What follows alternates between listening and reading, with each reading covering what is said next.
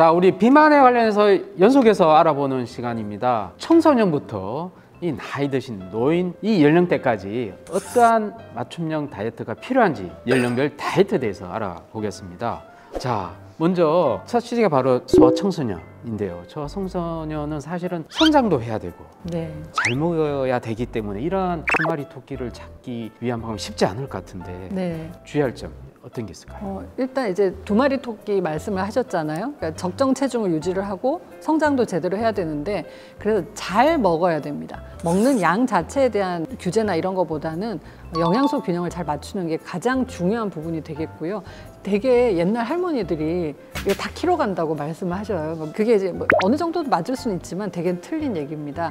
우리가 어릴 때 비만해지면 지방 세포 숫자가 늘어나요. 이 늘어난 숫자는 결국 나중에 이걸 줄이기가 힘들어요.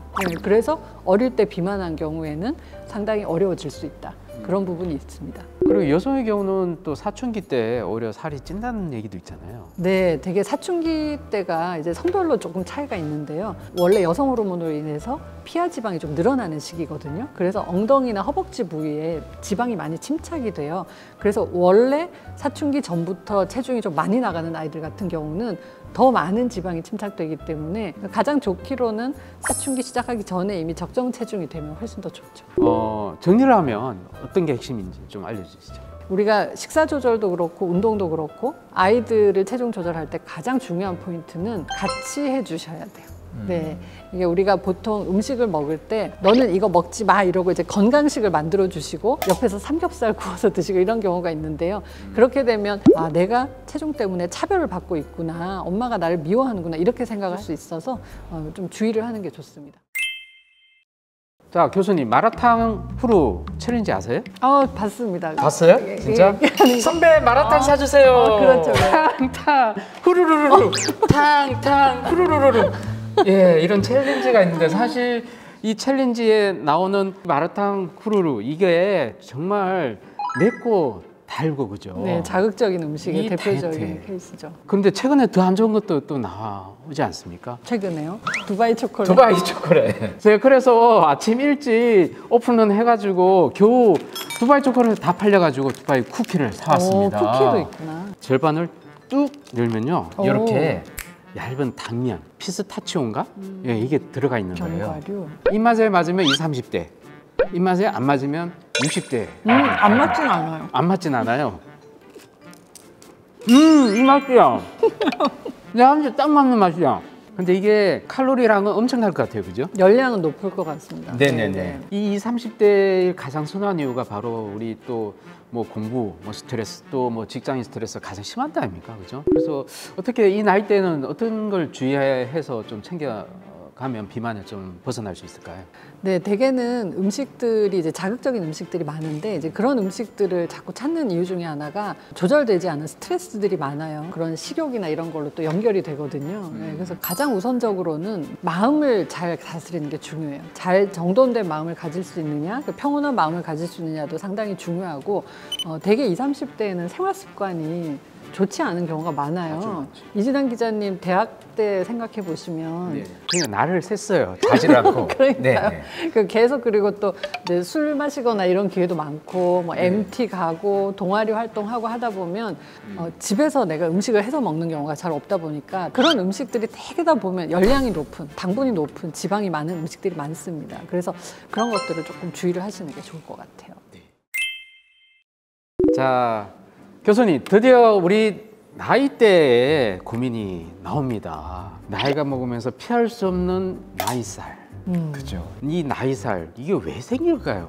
40대, 50대에는 올라왔던 호르몬 레벨이 이제 떨어지는 시기잖아요. 그걸로 인해서 생기는 각종 신체적인 변화, 또 정신적인 변화들이 생길 수밖에 없습니다. 이 40, 50대 결국은 뭐 먹는 거, 뭐 또 생활 습관, 운동 이런 것들이 정말 조심해야 되는 나이 같은데 우리 자칫 간과하는 내용들이 너무 많은 것 같아요. 그렇죠. 우리가 이제 40, 50대 정도가 되면 이때 술이 가장 큰 문제가 돼서 그러니까 우리가 술 같은 경우 뭐 열량이 없다라고 잘못 알고 계시는데 생각보다 열량이 있습니다. 술 뭐 한 병에 햄버거 하나의 열량을 또 가지고 있다고 합니다. 높은 뭐 많은 거는 그럴 수가 있기는 한데 그래서 그런 것들을 조금 주의를 하시는 게 좋습니다. 우리가 또 과일 같은 경우도 몸에 좋다고 이 나이에 네. 무조건 많이 먹는 또 경우가 많거든요. 네, 네. 그것도 조심해야 되겠죠. 네, 과일 같은 경우는 이게 이제 당을 가지고 있잖아요. 그래서 결국 열량이 있습니다. 열량이 있어서 대개는 식사를 다 하시고 난 다음에 또 뭐 밥 빼, 과일 빼 따로 있다 이렇게 말씀을 하시는데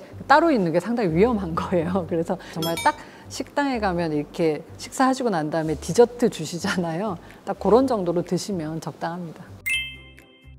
드디어 우리가 나이가 먹어서 60이 됐습니다. 60, 70대가 된 네네. 나이인데 이 60, 70대 특징을 좀 간략하게 좀 소개해 주십시오. 되게 60, 70대는 이제 노년기잖아요. 노년기여서 근육량이 적고 상대적으로 체지방률이 높아요.